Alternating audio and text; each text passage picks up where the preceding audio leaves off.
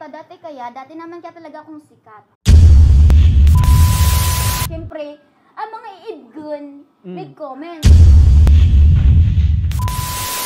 Daw man kaya talaga, king makakilidan sa rakat, ibig sabihin matuod. Ano, depende ka na making mamuyay ka.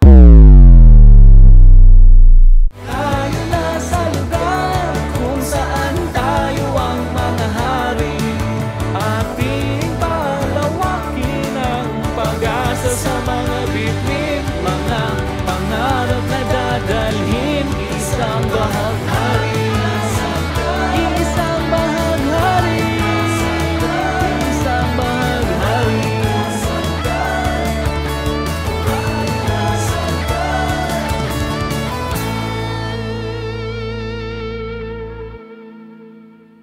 Nag-aaral ka pa ba? Doon ba sa pag-aaral mo, may nagbabash ba sa'yo ng mga kaklase mo or schoolmates mo? Dati, ko grade 11 ako, tapos kadto, ano lang, nagpupun-pun na ako, may grade 12 na ako. Sa doon ako nagpunta, siyempre kadala ka nagkukuha. Kaya nag-stop muna ako sa pag-eskwela. Oh, so meaning to say, nag-stop ka sa school Okay. because marami na ngang nagagalit sa'yo. Or, yun nga, kilala ka na sa school niyo.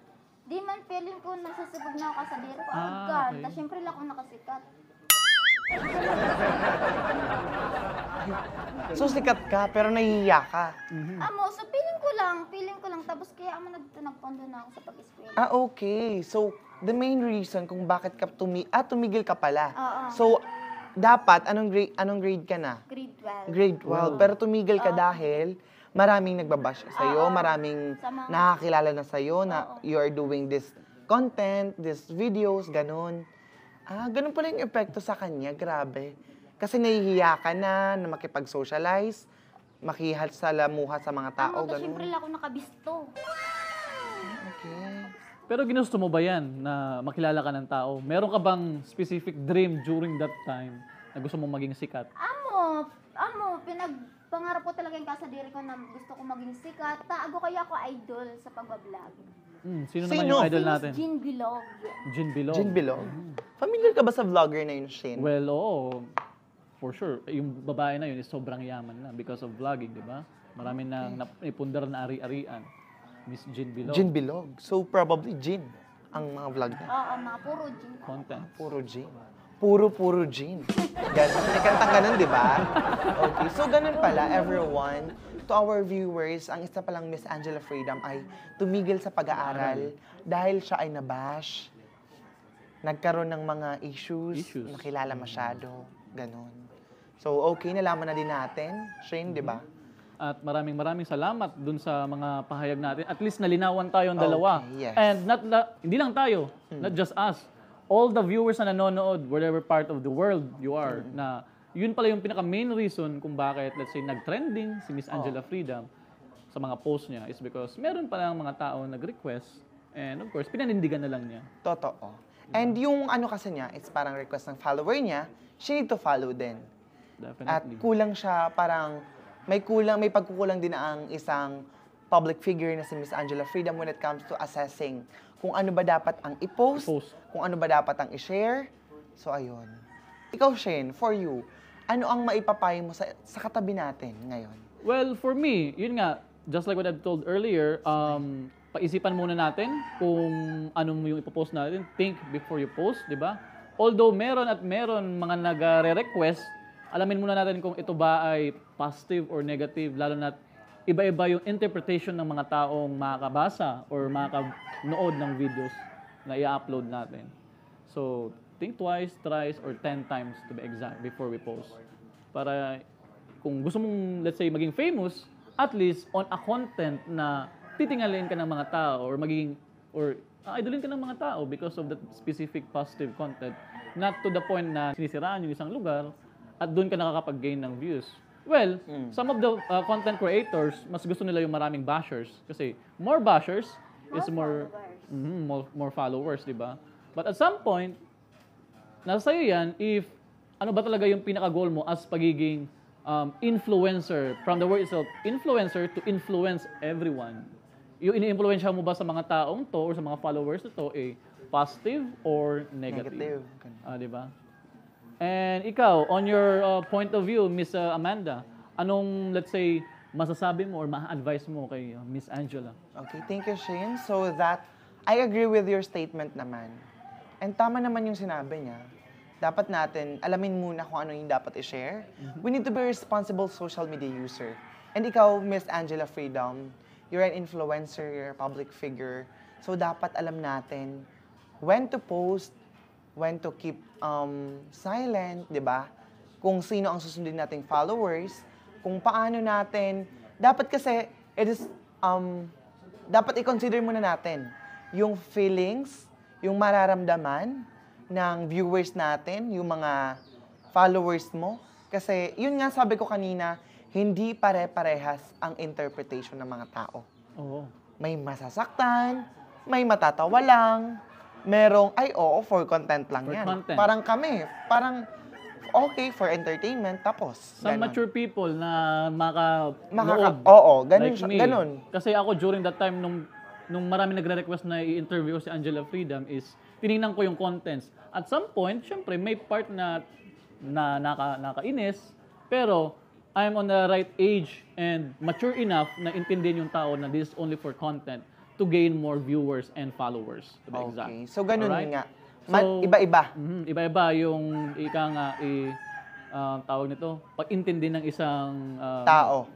or typical netizens na tinatawag Oo, natin. sa isang bagay. So for me, my advice as well as a let's say netizens kasi lahat naman tayo may access sa internet, 'di ba? Before we comment, pag-isipan rin natin kung ano yung comment natin. All right?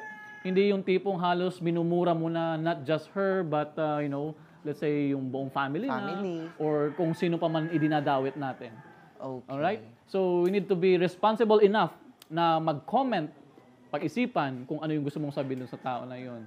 Diba? Kasi marami nakakabasa. Hindi lang si Miss Angela ang nakakabasa ng comment mo, other people din. Right? Tama. So yun nga, dapat naman talaga, same with the users, the viewers, the followers, let us know the story behind, di ba? Before judging someone. Kasi pala yun nga, hindi lang naman sa kanya galing yung idea. Naapektuhan din siya dun sa bashers. Nag-stop siya sa school. Oo. May guidance din from her family, from her siblings, or kapatid niya, kung sino man. So, yun pala, hindi naman yun totally idea lang ni Miss Angela Freedom. May mga iba't ibang istorya pa dun sa mga content na yun. So, ganun din to all our viewers or supporters or bashers ng isang Miss Angela Freedom or kung sino man na content creator, mas maganda pa din siguro na alamin natin yung story. Huwag tayong maging one-sided din. Kasi minsan, pag one-sided lang kasi tayo, nagkakamali din tayo. That's right. Hindi lang isang tao ang nagkakamali. Kasi minsan, ang isang bagay na mali, kapag pinatulan mo, nagkakamali ka rin. Ganon. Tama. And yun to Miss Angela Freedom, you take it from us. 'Di ba? Kami, we are then exposed then and engaged to the public, to the social media, and be responsible when creating your contents. Maging... Akala ko naiiyak na siya eh. Natawa Akala ko naman. Ano to? Seryoso ka ba sa Okay. sa pakikinig sa akin? Nakikinig ka ba? Nakikinig ako na Parang gusto ko rin. Bubuhusan ko na sana ng iniinom ko eh. Meron pa ako dito, Shane. Meron ka pa? So anyways, ganon. You should be accountable with your actions para hindi bumalik sa'yo. Kasi may naranasan kang mga threats, baka lumala, mag-cause ng harm sa sarili mo, sa family mo. So dapat ituloy mo yung passion mo sa vlogging, pero dapat maging sensitive tayo. Okay? So yun lang ang masasabi ko naman. Well, ikaw, Miss Angela Freedom, anong gusto mong sabihin sa mga followers mo, sa mga, let's say, bashers mo, Yes. before we Fans. end this podcast?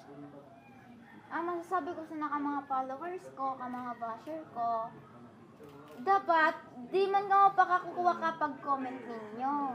So, mararaot, taan kaya for entertainment lang naman pesa yun.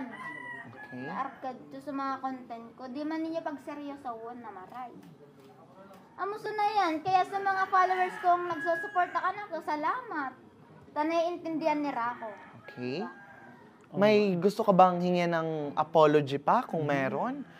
Kasi ngayon nalaman natin na marami din ang naapektuhan, na saktan dun sa mga contents, sa ibang contents.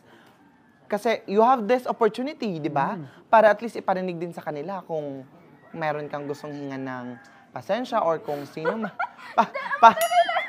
kung meron lang naman, di ba? Nagbabaka sakali lang naman. Kung meron lang naman.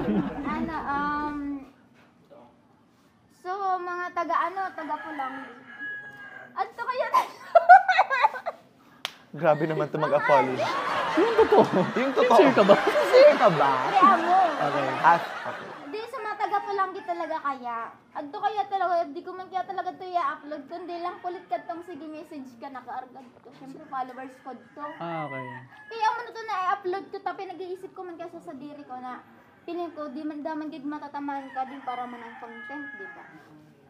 So yun nga, gusto mo ba sa kanilang humingi ng apology?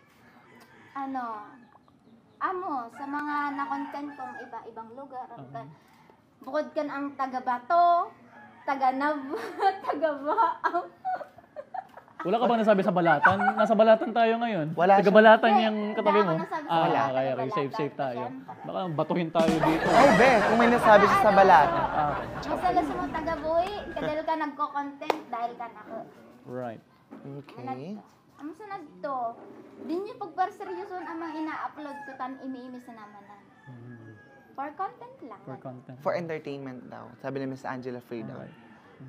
Dahil siguro kasi sa apelido niya, tinake niya yung malaya siyang mag-post. She diba? has the freedom She to has the post freedom. whatever she wants. Anyway, so yun lang naman. Alright? Yes.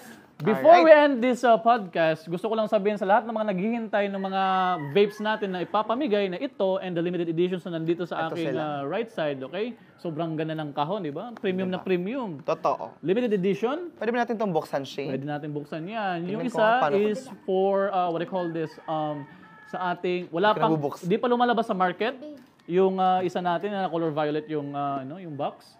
This one naman is, ito yung ating limited edition. Ito. Ayan, hindi na natin nabubuksan sobrang pagka-limited niya. Sobrang bango, di ba? Oo. Alright? Sa lahat ng mga nanonood, nag-views, nag-follows, para manalo sa raffle, okay? All you need to do here is to follow our page, which is number 1, Shin Palencia, Angela Freedom, and of course, yung Vape Serenity na dalawang page, which is Okay. Iriga branch and Nabwa branch. Meron pa Follow rin our pages, alright? And then, share this podcast with the hashtag Angela Freedom True Story. Alright? Diba? Of course, you need to screenshot na pinag-share mo and pinag-follow mo kami. Send it to my page. Kasi ako ang pipili kung sinong mananalo ng ating mugs and vapes and at the same time, nung dalawang limited edition natin na vapes. Alright? Okay. So, the finalization for this will be on February 29. Magla-live ako sa aking, dito sa page ko na to, kung sino ang mananalo sa ating mga lucky viewers. So, abang-abang tayo. Okay. Alright? Maraming salamat, Shin, for explaining to us the mechanics kung paano ba manalo. So, kung ako, I will do kung ano yung man sinabi ni Shin para manalo ako dito. Sana mabigyan din ako nito. Pero hindi naman ako nagbe-vape. Charot. So, yun lang. Kaya hindi naman talaga ako interested din sa raffle kasi hindi talaga ako. Follow their official Facebook accounts, their Facebook page. We have Shin Palencia and of course, ano nga yung page ng ating Miss Angela Freedom? Kasi may personal account siya and may page. Diba? Ano yung page natin? May Hindi alam yung ka, page di niya. alam. Angela Freedom. Page And at the same 1. time, Angela Freedom Page Vlogs. 2. Parang ganon. Basta, i-follow nyo na lang yung page na. Lutang na siya. And of course, let us support the Vape Serenity. Iriga. Sa lahat ng mga mananalo ng vapes, of course, malamang saan pa ka bibili sa susunod? Malamang doon sa Vape Totoo. Serenity. Bumili pa ako sa ibang iba stores. Alright? Pasalamatan din natin again yung sponsors natin for the foods kanina. Oh, Di which Papa is Olals. Papa Olals na Okay. Mapapa-Olals ka sa ka Sherelle. Talagang grabe. And of course, to our venue, our exclusive venue for the podcast. Diba? Oo, Mr. dito. Jacquard. Mr. Jacquard. Thank you Alright? so much. Thank you so much sa pag na sa amin, what do you call this? Pag-podcast dito sa, private resort niya. And to be exact, ako lang talaga ang influencer na kung saan si Miss Angela Freedom willing na magpa-interview. Wow. There are lots of influencers plus radio stations na gusto siyang interviewin. para lang malaman yung side niya, pero kay Shin Nag-decline Palencia. siya. Oo, dinecline niya. Kay Shin Palencia lang nakapag-interview. With this Palakpakan namin. podcast. Congratulations, Shin. Maraming salamat. And And dahil thank you for ikaw that, ang Angel. maglalabas ng totoong istorya ng isang Totoong Angela story, Freedom. Angel. And Alright? thank you so much also, Miss Angela Freedom. Ayan, sana nakuha mo yung mga advices from us. And of course, yung mga sinasabi din ng netizens. Para naman yung sa'yo, di ba? That's right. And of course, malinawan din yung ating mga viewers, what's the real story of this, Angela Freedom true story na tinatawag Yes. na hashtag natin. So, i-hashtag nyo yun. So yun lang naman. Maraming salamat. And Thank you so much. Stay tuned sa ating episode 2, which is mag-enjoy tayo. Alright? Oh, wow. May pa-episode 2. Okay, so once again, this has been your host. I am Amanda Lazaro. I am Shin Palencia. At I'm Angela Freedom. ayan, palapakan naman natin si Angela Freedom Shin. English At yun, maraming salamat for joining us today for today's podcast. Hashtag Angela Freedom True Story. Alright, bye!